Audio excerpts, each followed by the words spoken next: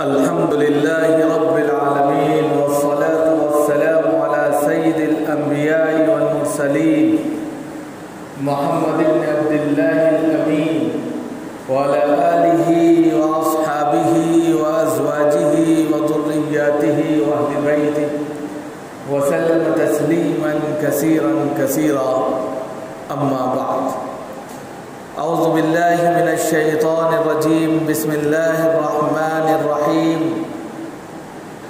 لقد كان لكم في رسول الله أسوة حسنة صدق الله العلي العظيم.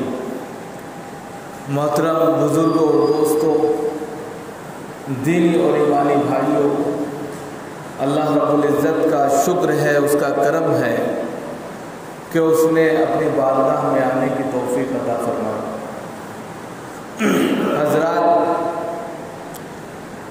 آج ربیع الاول کی 3 تاریخ ہے اور یہ مہینہ ولادت رسول صلی اللہ علیہ وآلہ وسلم سے منسوب ہے اور پہلی تاریخ سے لے کر 12 اور پورے مہینے تک کچھ نہ کچھ اس میں تمام کے تمام افراد لوگ اپنے اپنے طور پر خراج عقیدت پیش کرتے ہیں اور جناب محمد رسول اللہ صلی اللہ علیہ وسلم کی یاد کو تازہ کرتے ہیں، ان کی تعلیمات کو، ان کے پیغامات کو، ان کے احکامات کو اپناتے ہیں اور اپنی زندگی میں لانے کی کوشش کرتے ہیں اور کامیاب ہوتے ہیں، اور یہی مقصد بھی ہے. اگر اس مہینے کو اسی نظریے سے گزارا جائے تو بہت اچھا ہے. لہذا آج آپ کے سامنے اس مہینے میں جناب محمد رسول اللہ صلی اللہ علیہ وسلم کی جس میں آمد مبارک ہوئی ہے، اس کے تعلق سے چند باتیں جو ہماری زندگی کے لیے بہت ضروری ہیں، ہمارے سماج کے لیے بہت ضروری ہیں، ان کو پیش کرنا بہت ضروری ہے. عام طور پر دیکھا یہ جاتا ہے کہ ہم دین کی باتیں کرتے ہیں اور دینی ماحول میں بھی رہتے ہیں، نماز روزہ بھی کرتے ہیں، لیکن ہماری جو ایکٹیویٹی ہوتی ہے، سرگرمیاں ہوتی ہیں نماز کے بعد، عبادت کے بعد، وہ بالکل اس کے خلاف ہوتی ہیں. تو اس کے اوپر ہمیں دھیان دینا ہے. سب سے پہلے تو جانیے کہ جناب محمد رسول اللہ صلی اللہ علیہ وسلم اس دنیا میں جو تشریف لائے تو عام طور پر لوگوں کے یہاں یہ ذہن بن گیا ہے کہ 12 ربیع الاول کو جناب محمد رسول اللہ صلی اللہ علیہ وسلم اس دنیا میں تشریف لائے، لیکن صحیح تاریخ کے مطابق جس کو ابن ہشام نے اور دوسرے تمام لوگوں نے جو ہے ریکارڈ کیا ہے وہ 8 ہے یا 9 ہے. 12 وفات یعنی 12 ربیع الاول کو آپ اس دنیا سے گئے ہیں، یہ تو سب کنفرم ہے، سب لوگوں کا اتفاق ہے، لیکن آپ کی آمد یعنی ولادت باسعادت کے تعلق سے لوگ کنفیوز ہیں. 12 ربیع الاول کو جشن عید میلاد مناتے ہیں، جبکہ جشن عید میلاد ہے ہی نہیں ہوتی. 22 اپریل 571 عیسوی اور 9 ربیع الاول بروز پیر صبح صادق کے وقت آپ جلوہ افروز ہوئے، یہ اصل تاریخ ہے. لیکن لوگ جو ہے 12 ربیع الاول میں جشن عید میلاد مناتے ہیں، لیکن 12 ربیع الاول کو تمام لوگوں کے نزدیک یہ اتفاق ہے کہ آپ اس دنیا سے چلے گئے. تو اس کنفیوژن کو دور کرنا چاہیے. اس دن جو ہے جشن نہ منا کر آپ صلی اللہ علیہ وسلم کی تعلیمات کو اپنا کر، خیرات کر کے، قرآن کی تلاوت کر کے، مناجات کر کے، نمازیں پڑھ کے، نفلیں پڑھ کے تب ثواب کرنا چاہیے، ایصال ثواب کرنا چاہیے. اور سب سے بڑی بات تو یہ ہے کہ آپ صلی اللہ علیہ وسلم جو شریعت لے کر آئے ہیں، جو دستور لے کر آئے ہیں، اس کو پڑھ کر، سمجھ کر، اس کے مطابق زندگی گزاریں، یہ اصل ہے. اب اس میں کیا ہے کہ آپ صلی اللہ علیہ وسلم اس دنیا میں آئے تو 40 سال کے بعد آپ کو نبوت ملی. 40 سال کی زندگی جو ہے آپ کی عام زندگی ہے، جیسے ہم لوگ ہیں، عام انسان کی زندگی. لیکن 40 سال کے بعد آپ صلی اللہ علیہ وسلم کو جب نبوت ملی تو نبوت کے بعد آپ کے اوپر قرآن نازل ہوا. قرآن جو نازل ہوا یہ دستور ہے، یہ منشور ہے، یہ ہدایت نامہ ہے، یہ روشنی کا ایک کہہ سکتے ہیں کہ قندیل ہے، جو اس کو پکڑے گا، جو اس پر چلے گا، اس کی روشنی میں عمل کرے گا، زندہ اور جاوید ہے اس کا وہ عمل۔ اور اگر اس سے ہٹ کر کوئی بھی کام کرے گا تو وہ کام جو ہے فی نفسی چند وقت کے لیے، کچھ وقت کے لیے تو اس کو فائدہ دے سکتا ہے، لیکن اس کے بعد وہ بالکل جس طرح دیا جو ہے جلتا ضرور ہے لیکن اس کے بعد بجھ جاتا ہے۔ اب اسی کو سمجھنا ہے کہ جناب محمد رسول اللہ صلی اللہ علیہ وسلم پر جو کتاب نازل ہوئی قرآن کریم، اس کے اندر جو میسیجز ہیں، جو پیغام ہیں، جو سندیش ہے، اس کو ہم نہیں سمجھتے۔ اب کیوں نہیں سمجھتے؟ ریزن یہ ہے کہ ہم عربی نہیں جانتے۔ ہم اس کو پڑھ تو لیتے ہیں، ایک حافظ صاحب آتے ہیں یا کوئی ٹیچر ہم نے لگایا، حافظ جی کو لگایا، انہوں نے ہمیں ناظرہ پڑھانا سکھا دیا، ہمیں یعنی کہ ہجے لگانا سکھا دیا۔ اب ہم اس کو پڑھ لیتے ہیں، رٹ لیتے ہیں، اپنی تلاوت کر لیتے ہیں، لیکن اس کے اندر کہا کیا جا رہا ہے، مفہوم کیا ہے، اس کے اندر پیغامات کیا ہے، سندیش کیا ہے، میسیجز کیا ہے، احکامات کیا ہے، شریعت کیا ہے، وہ ہم جانتے ہی، کیونکہ وہ عربی میں ہے، ہماری زبان عربی نہیں ہے۔ اور نتیجہ یہ ہوتا ہے کہ جب ہم جانتے ہی نہیں ہیں تو قرآن کریم کو ایک رٹی ہوئی کتاب ہم نے سمجھ لیا اور بس ہم نے پڑھ لیا، اس کے میسیجز کو سمجھا نہیں۔ نتیجہ یہ ہے کہ وہ پڑھائی تو جاتی ہے، اگرچہ اس پہ ثواب ملتا ہے بغیر سمجھ کے پڑھنے پر بھی، لیکن فی نفسی اس سے صحیح رہنمائی نہیں حاصل ہوتی۔ اس لیے یہاں پر ہر سنڈے کو جو ہے درس قرآن کا انتظام کیا جاتا ہے، ہر سنڈے کو عشاء کی نماز کے بعد یہاں درس قرآن ہوتا ہے، اس میں قرآن کی تمام تفصیل بیان کی جاتی ہے، عربی کا جو مفہوم ہے وہ بیان کیا جاتا ہے، کن چیزوں کی ضرورت ہے وہ چیز پیش کی جاتی ہے۔ اس لیے اگر آپ خود نہیں پڑھ سکتے تو یہاں تشریف لائیں، ورنہ ضرورت تو اس بات کی ہے کہ آپ خود عربی سیکھیں اور سیکھ کر اس کو پڑھیں، سمجھیں کہ قرآن ہم سے کیا کہہ رہا ہے۔ اور جب یہ چیز ہوگی تو خود بخود جو سماج میں برائیاں پھیلی ہیں، سماج میں جو ہے کہہ سکتے ہیں کہ خرابیاں ہیں، وہ کافور ہوتی چلی جائیں گی، دور ہوتی چلی جائیں گی۔ تو سب سے اول تو یہ ہے کہ ہم قرآن پڑھیں، قرآن کو سمجھ کے پڑھیں، اور سمجھنے کے لیے یا تو خود محنت کریں جس طرح ہم کسی بھی چیز کو حاصل کرنے کے لیے محنت کرتے ہیں، اور اگر ہمارے پاس وقت نہیں ہے تو جہاں درس قرآن ہوتے ہیں وہاں بیٹھ جائے، سنڈے یا جو ان سے دن بھی ہوتا ہے اس میں جا کر اپنا وقت دیں، آدھے گھنٹہ 1 گھنٹہ، تاکہ آپ کو پتہ تو چلے ہمارا قرآن کہتا کیا ہے، اور پھر اس کی روشنی میں زندگی گزاریں تو پھر مزہ آئے گا۔ پھر آپ کو معلوم ہوگا کہ جناب محمد رسول اللہ صلی اللہ علیہ وسلم کے پیغامات کیا ہیں، ان کے سندیش کیا ہیں، ان کی شریعت کیا ہے۔ تو یہ ساری چیزیں جو ہے بہت اہم ہیں۔ اب یہ جب ساری چیزیں بہت اہم ہیں تو اسی کو سب سے پہلے ہم دیکھتے ہیں کہ ہمارا سب سے زیادہ تعلق جو پڑتا ہے وہ معاملات سے پڑتا ہے، تجارت سے پڑتا ہے۔ عام طور پر یہاں پر جو بھی ہمارے بھائی آتے ہیں وہ تاجر ہیں، بزنس مین ہیں، اور بزنس مین ہونے کے تعلق سے ان کو اس چیز کا علم نہیں ہوتا کہ کون سی چیز حلال ہے اور کون سی چیز حرام ہے، کون سی چیز جائز ہے اور کون سی چیز ناجائز ہے۔ وہ اپنے فائدے کے لیے، اپنے مقصد کے لیے اور اپنے آپ کو بہت آگے بڑھانے کے لیے بہت سی ایسی ٹیکنیکل چیزیں اپناتے ہیں کہ جس سے وہ یہ سوچتے ہیں کہ ہم نے تیر مار لیا اور ہم اپنے دماغ اور بدھی کا استعمال کر کے آگے بڑھ گئے، لیکن فی نفسی یہ غلط ہے۔ آج کے وقت میں مارکیٹ میں کیا کیا ہو رہا ہے اور کس طریقے سے مارکیٹ ہو رہی ہے، تو اس کا تھوڑا سا جائزہ لینا چاہیے، کیونکہ یہ بھی آپ صلی اللہ علیہ وسلم نے ہی بتایا ہے کہ معاملات کیسے ہونے چاہیے اور تجارت کیسی ہونی چاہیے۔ آپ صلی اللہ علیہ وسلم جب پہلے سفر پر گئے حضرت میسرہ کے ساتھ، حضرت خدیجہ رضی اللہ تعالیٰ عنہ نے ان کو سفر ملک شام بھیجا تو اتنا فائدہ ہوا کہ بتایا نہیں جا سکتا۔ جب واپس آئے تو حضرت خدیجہ نے میسرہ جو ان کا غلام تھا اس سے پوچھا تجارت کیسی کی، کہنے لگے آپ کا انداز ہی الگ ہے، جو بھی تجارت کی آپ نے سچائی کے پیمانے پر کی، جو بات تھی، مثال کے طور پہ ایک پروجیکٹ آپ کے پاس ہے، اس کے اندر جو اچھائیاں ہیں وہ پیش کی، جو خرابیاں ہیں وہ پیش کی، جو اس کی رقم تھی وہ بتائی، جتنا نفع تھا اس کے مناسب نفع لیتے ہوئے آپ نے تجارت کی، اور تجارت چند کہہ سکتے ہیں دنوں میں اتنی فروخت پائی کہ بعد میں انہوں نے آپ صلی اللہ علیہ وسلم کو آفر کیا کہ میں آپ سے نکاح کرنا چاہتا ہوں۔ تجارت میں تبھی فائدہ ہو سکتا ہے جب بائع اور مشتری، خریدنے والا اور بیچنے والا دھوکہ نہ دے ایک دوسرے کو۔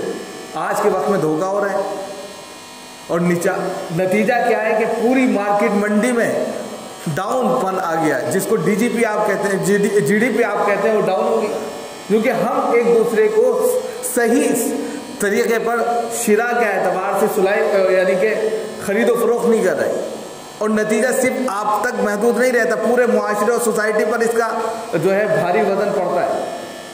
اب مثال کے طور پہ آپ نے ایک پروجیکٹ لیا، تھوک کا مال لیا، یہ چل رہا ہے، اب اس پر پرنٹ جو آپ کی وہ جو آمد ہے، جو آپ نے مال لیا ہے، مٹیریل لیا ہے، مثال کے طور پہ 10 روپے اس میں خرچہ آیا، اب آپ نے اس کا پرنٹ مٹایا اور اپنی اماؤنٹ ٹھپا لگا دیا اور 110 روپے مار دیا۔ اب یہ 100 روپے جائز ہوں گے یا نہیں ہوں گے، یہ اصل مسئلہ ہے۔ بینیفٹ اتنا ہی جائز ہوگا، مثال کے طور پہ 10 روپے کی چیز 12 یا 15 میں آپ بیچ دیں، لیکن اتنی جائز نہیں ہوگی کہ ڈبل ٹرپل 100 گنا آپ لے لیں۔ یہ چل رہا ہے مارکیٹ میں، اور نتیجہ یہ ہے کہ پوری کی پوری مارکیٹ بیٹھی جا رہی ہے، اس طرف توجہ نہیں دی جاتی۔ یہ بھی آپ صلی اللہ علیہ وسلم کے پیغامات ہیں، اس کو ہم سمجھتے ہی نہیں ہیں۔ آپ صلی اللہ علیہ وسلم نے تجارت کر کے بتایا، لیکن ہم جو ہے جشن عید کے نام پر کیک کاٹ لیں گے اور سمجھ لیں گے کہ یہی جناب محمد رسول اللہ صلی اللہ علیہ وسلم سے سچی محبت ہے، لیکن اصل تو سچی محبت یہ ہے کہ ان کے بتائے ہوئے طریقے پر اور ان کی ہر ایک چیز پر، ہر ادا پر زندگی گزارنا اصل محبت ہے۔ آپ نے مارکیٹ میں کس طریقے سے کام کیا، آپ نے تجارت میں کون سے اصول اپنائے، ان چیزوں کو اپنانے کی ضرورت ہے، اور اسی کی بنیاد پر پھر حلال اور حرام کی تمیز نہیں رہتی۔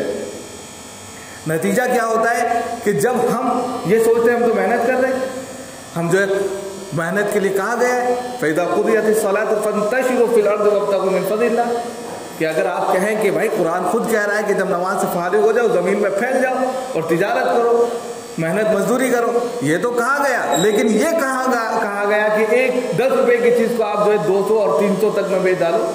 آج کے وقت میں جو پرنٹ چھپے ہوتے ہیں وہ اتنے خطرناک ہوتے ہیں کہ آپ کو بتایا نہیں جا سکتا۔ خود ہم نے جو مارکیٹ میں تھوک کے کام کرتے ہیں، اور اس کے علاوہ بہت سے لوگ جو مارکیٹ میں رہتے ہیں ان سے گفتگو کی، وہ خود یہ کہنے پر مجبور ہیں کہ ہم کس طریقے سے، ایک اور چیز چل رہی ہے مارکیٹ میں، مثال کے طور پہ آپ نے کوئی سامان مارکیٹ سے منگایا، اپنے کسی مزدور کو بھیج دیا، اپنے کسی جو ہے نوکر کو بھیج دیا، اب وہ جاتا ہے، وہ کہتا ہے پرچہ بنا 100 روپے کا، کہتا ہے 400 کا بنا دو، 300 روپے کہاں جا رہے ہیں، 300 روپے کہاں جا رہے ہیں؟ اب وہ جو پرچہ بنا رہا ہے وہ بھی غلط ہے، اور جو پرچہ بنا کر اس کو مالک کو دے رہا ہے، 100 روپے خرچہ ہو رہے ہیں، 400 روپے لے رہا ہے، تو 300 روپے جو لے رہا ہے وہ کس کے ضمن میں جا رہا ہے نہیں معلوم۔ تو یہ چلا، اب اس میں کیا ہے، نہ حرام ہے نہ حلال ہے، وہ کہہ رہا میں تو محنت کر رہا ہوں، اپنی محنت کا لے رہا ہوں، لیکن یہ محنت کا نہیں ہوا، اس لیے کہ آپ نے واضح نہیں کیا۔ محنت کا تو یہ ہوتا ہے کہ بھائی میں 100 روپے کی چیز وہاں سے لینے جا رہا ہوں، 50 روپے میری مزدوری بنتی ہے، 100 روپے بنتی ہے، وہ آپ کو دینی ہوگی۔ اب اس کے اعتبار سے 100 روپے اس کو دیے، 100 روپے اس کو دیے، 200 روپے تو صحیح ہے، لیکن 400 روپے کا یہ گھوٹالا ہے، اس چیز کو کوئی سمجھتا نہیں۔ یہ مارکیٹ میں اتنی تیزی کے ساتھ میں وائرل ہو رہا ہے کہ بتایا نہیں جا سکتا۔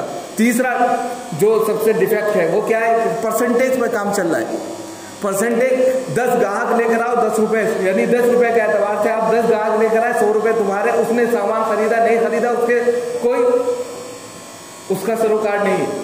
اب نتیجہ کیا ہوتا ہے، جب یہ خریدنے جاتا ہے جو 10 روپے وہ دے رہا ہے اس سے 20 روپے فالتو لیتا ہے دکاندار۔ تو یہ ساری چیزیں ایسی ڈیفیکٹڈ ہے جس کے نتیجے میں جو ہے حلال اور حرام کی ہم تمیز نہیں کر پا رہے، اور نتیجہ پھر کیا ہوتا ہے کہ ہم جانتے نہیں، ہم پہچانتے نہیں ہیں۔ تو اسی لیے کہا گیا کہ طلب العلم فریضۃ علی کل مسلم و مسلمہ، ہر مسلمان خواہ وہ مرد ہو یا عورت، اتنا علم دین سیکھنا جس سے حلال اور حرام اور صحیح اور غلط کی تمیز ہو سکے ضروری ہے۔ اب ہم وہ چیز سمجھتے ہی نہیں ہیں، اور نتیجہ یہ ہوتا ہے کہ ہم محنت مزدوری بھی کر رہے ہیں اور صبح سے شام تک جو ہے پورا دماغ لگائے پڑے ہیں، لیکن وہ پیسہ جو ہم کما رہے ہیں وہ جائز اور ناجائز یہ ہم سمجھ نہیں پا رہے. اور اس کی بنیاد پر جب ہم صحیح طریقے سے منڈی میں اور صحیح طریقے سے تجارت نہیں کرتے، نتیجہ کیا ہوتا ہے؟ اس کا سب سے بڑا نتیجہ ہوتا ہے بیماریوں کا آنا، آفتوں کا آنا، مصیبتوں کا آنا، حادثات کا آنا. اور نتیجہ یہ ہوتا ہے کہ انسان اس کا شکار ہو جاتا ہے. لاکھوں روپے اس نے کمائے اور چند دنوں میں جو ہے وہ پیسے ہاسپٹل چلے گئے. اب ہاسپٹل کا بھی ایک نیا سسٹم ہے، انشورنس کمپنیاں آ گئی ہیں، بزنس کا ایک تعلق ہے. انشورنس میں کیا کرتے ہیں کہ آپ کو کچھ بھی ہو سکتا ہے. ارے یقین رکھیں اللہ کی ذات پر. اب اس کی وجہ سے کیا ہوا کہ انسان بیمار بھی نہیں ہے، زبردستی بیمار پڑتا ہے، ایک دن رہنا ہے، اس کے بعد میں پیسہ دینا ہے. تو یہ جائز ہے یا ناجائز ہے؟ لیکن ہم سیرت پاک کے چند اہم پہلوؤں کو جس سے محبت کا اظہار کیا جائے، کیک کاٹ کے یا جو ہے ایک دوسرے پر ہلڑ بازی کر کے ایک دن پوری رات جاگ کر یہ کہتے ہیں کہ ہم جشن عید میلاد منا رہے ہیں. آپ صلی اللہ علیہ وسلم سے محبت کا آخری ثبوت پیش کر رہے ہیں، لیکن یہ آپ صلی اللہ علیہ وسلم کی تعلیمات ہیں. دھوکہ دینا، دھوکے سے جو ہے کمائی کرنا، جائز اور ناجائز کی فکر نہ کرنا سراسر غلط ہے. اس طرف توجہ دینے کی ضرورت ہے. جو اس طرح کی آفتیں، مصیبتیں اس وقت مسلمانوں کے سامنے درپیش ہے اور مسلمان جو اس وقت جو ہے مصیبت کا شکار ہو رہے ہیں. کل ہی دیکھیے جھارکھنڈ میں ایک مولانا کو مار دیا جلا کر بزنس دل کے لوگوں نے. کیوں اتنی تیزی کے ساتھ میں جو ہے اتنا ظلم بڑھتا چلا جاتا ہے؟ اگر کہا جائے تو دوسرا فلسطین بننے جا رہا ہے. تو ایسے میں ضرورت اس بات کی ہے ہمارے لیے کہ ہم صحیح معنوں میں اپنے اندر جائزہ لیں اور صحیح طریقے پر کام کریں. اس کا ایک اور ڈیفیکٹ کیا آتا ہے آگے چل کے کہ ہم جو ہے پھر ہندوستان کی ایک عجیب و غریب جو ہے کہہ سکتے ہیں کہ سوسائٹی ہے، پرمپرا ہے. اور اس پرمپرا میں ہم کیا دیکھتے ہیں کہ ہم ایک دوسرے سے بڑی جلدی سے مانوس ہو جاتے ہیں. مانوس کیا ہوا؟ ہم مثال کے طور پہ ہم یہاں رہتے ہیں، ہمارے غیر مسلم بھائی بھی رہتے ہیں، تو وہ رہتے ہیں، ان کے ساتھ میں بولنا چالنا، ان کے ساتھ میں سب کچھ ٹھیک ہے. لیکن اب ہم ان کے مذہبی تہوار میں شریک ہونے لگتے ہیں، اس میں چندہ کرنے لگتے ہیں، چندہ دینے لگتے ہیں، وہ پوڑیاں تقسیم کر رہے ہیں، جہاں گنپتی کے نام پہ جو ہے وسرجن کر رہے ہیں، ہم اس کے ساتھ میں ہلڑ بازی کر رہے ہیں، رنگ اڑا رہے ہیں. کتنا دیکھا گیا. تو یہ ساری چیزیں کیا ہے؟ دین کی کمی ہے، دین کو نہ سمجھنا ہے، اسلامی تعلیمات کو نہ جاننا ہے. اور اس کے نتیجے میں کیا ہوتا ہے کہ منگل کی پوڑیاں بھی ہم کھا جاتے ہیں، وسرجن کے نام پر چندہ بھی خود کراتے ہیں، اور پھر جو ہے اس کو جا کر جو ہے ماضی پانی میں بھی ڈالتے ہیں، اور اس پر جو ہے خوب ناچ گانا بھی ہوتا ہے. تو یہ ساری چیزیں جو ہیں اسلام میں کسی طرح جائز نہیں ہے. اس کو سمجھنے کی ضرورت ہے. یہی شرک ہے. اور شرک خفی سے یہ پہلے شرک جو آتا ہے خفی آتا ہے اور پھر جلی آ جاتا ہے. شرک خفی کیا ہے؟ ارے ہمارے دل میں اس کی نفرت ہے، ہم اس کو دل سے نہیں مان رہے، لیکن ہمارے بھائی ہیں نا، ان کے ساتھ میں ہمارا اٹھنا بیٹھنا ہے، اگر نہ ان کے ساتھ چلے تو پھر کیا سمجھیں گے. تو انسانیت کے ناطے ہم ان کے ساتھ چلے جاتے ہیں. ارے عقیدے میں انسانیت کہاں سے آ گئی؟ انسانیت کو اپنی جگہ رکھیے، لیکن عقیدہ تو آپ کا اپنا ہے نا. اللہ کے نزدیک کیا انسانیت دکھائیں گے؟ عقیدہ مضبوط اگر نہیں ہوا تو انسانیت کچھ کام نہیں کرے گی. اب ہم جہاں پر جس منڈی میں کام کرتے ہیں، جس تجارتی کہہ سکتے ہیں پلیٹ فارم پر ہم ہیں، وہاں سب طرح کے لوگ ہیں. تو سب طرح کے جب لوگ ہیں تو ایسے میں ضرورت اس بات کی ہے کہ آپ اپنے عقیدے میں اپنے طور پر مضبوط رہیں، لیکن سب سے ملنا جلنا رہتا ہے. تو ان سے کہیں کہ ہمارا جو معاملہ ہے تجارت تک محدود ہے، لیکن آپ مذہبی معاملات میں ہم کو گھسیٹنا چاہیں، جس طرح ہم آپ کو اپنے معاملات میں نہیں بلاتے، مذہبی معاملات میں نہیں بلاتے، عقائد میں نہیں بلاتے، تو اس طرح ہم آپ کے یہاں بھی نہیں جا سکتے، اس لیے کہ یہ ہمارا فنڈامنٹلس ہے. اگر ہم اپنے دین کو بالکل ڈاما ڈول کر لیں گے، بالکل بے تلی کا لوٹا بنا لیں گے، ادھر بھی گرے اور ادھر بھی گرے، نہ ہم ادھر کے رہیں گے نہ ادھر کے رہیں گے. ایک مضبوط بنیے، عقیدے کے اعتبار سے بالکل ایک ہوئیے. ہم شرک نہیں کریں گے، ہم کسی بھی طریقے سے ذہن میں بھی جنم نہیں دیں گے کہ کوئی دوسرا خدا ہے. ہم کرتب کرنے لگتے ہیں، ہم عمل کر کے دکھانے لگتے ہیں، ایکٹیویٹی پیش کرنے لگتے ہیں، اور نتیجہ کیا ہوتا ہے؟ شرک خفی سے شرک جلی میں پرویش کر جاتے ہیں. اور نتیجہ کیا ہوتا ہے؟ تیزی کے ساتھ میں آپ دیکھ رہے ہیں مزارات بن رہے ہیں، تیزی کے ساتھ میں آپ دیکھ رہے ہیں کہ وہ ساری چیزیں ہو رہی ہیں جو غیر کر رہے ہیں. اور اسی کے نتیجے میں ہم جو ہے یعنی کہ کوئی بھی ایسا عمل نہیں چھوڑا ہم نے جو وہ کرتے اور ہم نہیں کر رہے. ہر چیز کو آپ موازنہ کر کے دیکھ سکتے ہیں. اگر ہم روزے رکھتے ہیں تو وہ برت کا نام دے دیتے ہیں. اگر وہ جو ہے گنپتی کو وسرجن کرتے ہیں تو ہم جو ہے کھپچیاں لے کر چلے جاتے ہیں. محرم میں جو ہے تعزیت جو ہے ہم دفنانے لگتے ہیں. ہر چیز کو ہم نے اس طریقے سے ان کے ساتھ میں کمبائنڈ کیا ہے کہ ہم سمجھ ہی نہیں پا رہے کہ ہم کیا ہیں. اور عقیدے کے اعتبار سے اگر ہم ڈاماڈول ہو گئے تو کل کیا منہ دکھائیں گے. اللہ کے رسول صلی اللہ علیہ وسلم نے بتایا کہ اس دنیا سے اگر انسان جو ایمان بچا کر لے گیا رائے کے دانے کے برابر معمولی سا, تو اس سے کہیں بڑی دنیا مل جائے گی. لیکن جس کا ایمان ہی نہیں بچا تو پھر کیا ملے گا. تو نتیجہ یہ ہے کہ ہم یہ طے کریں کہ ہم جناب محمد رسول اللہ صلی اللہ علیہ وسلم کا جو یہ مہینہ چل رہا ہے, اس مہینے میں سب سے پہلے ہم اپنے معاملات کو درست کریں. دوسری بات جو ہے وہ یہ ہے کہ ہم تجارت کرتے ہیں, سروس کرتے ہیں, یا کہیں بھی بزنس مین ہیں, کچھ بھی کام کرتے ہیں, اس میں آپ صلی اللہ علیہ وسلم کے طور طریقوں کو دیکھیں. اور بینیفٹ کے تعلق سے جو جس طرح کی بہت ساری کنڈیشنیں چل رہی ہیں, ان کنڈیشن میں کون سی چیز جائز ہے اور ناجائز ہے اس کو سمجھنے کی کوشش کریں. اور سب سے اہم بات یہ ہے کہ ہم کسی کی دیکھا دیکھی اپنے ایمان کا سودا مت کریں. ایمان کا سودا بہت مہنگا پڑے گا. حدیث میں آتا ہے کہ آخری وقت میں فتنے ابھریں گے اور انسان چند ٹکوں کے خاطر اپنے ایمان کو بیچ دے گا, چند ٹکوں کے خاطر. اب ہم نے بہت سے ایسے واقعات ملنے کو مل رہے, بہت سے ایسی چیزیں. ارمان خان کو آپ نے دیکھا ہوگا, وہ جو ہے پوجا کرنے بیٹھ گئے تاکہ میرا جو ہے کہہ سکتے ہیں کہ خدا خوش ہو جائے دنیا کا. اور بھی کئی مندری ایسے ہیں ماتھے پہ تلک لگا کے چل رہے ہیں, کیا اس سے وہ لوگ خوش ہو جائیں گے؟ ارے یہ سیاست ہے. سیاست ایک مکڑی کا ایسا جال ہے جس کے اندر سے کوئی نکل نہیں سکتا. اس سے اپنی آخرت کو برباد مت کیجیے. اس کے چکر میں آ کے جو ہے دنیا کی 60 سالہ 70 سالہ زندگی کو جو ہے ہمیشہ کی زندگی سے بالکل کمبائنڈ کر کے جو ہے اس کو زہر نہ کیجیے. اس کے لیے تیاری کیجیے جہاں ہمیشہ رہنا ہے, اس کے لیے تیاری کیا کرنا ہے جس میں 60 اور 70, جس کو یہ بھی نہیں پتا کہ اگلا سال آئے گا کہ نہیں آئے گا. تو یہ ساری چیزیں سمجھنے کی ضرورت ہے. اور سب سے بڑی چیز جو ہے وہ ہمدردی کی ہے. ایک دوسرے کے ساتھ ہمدردی بانٹیے, ایک دوسرے کے ساتھ میں ایک دوسرے کو سمجھیے.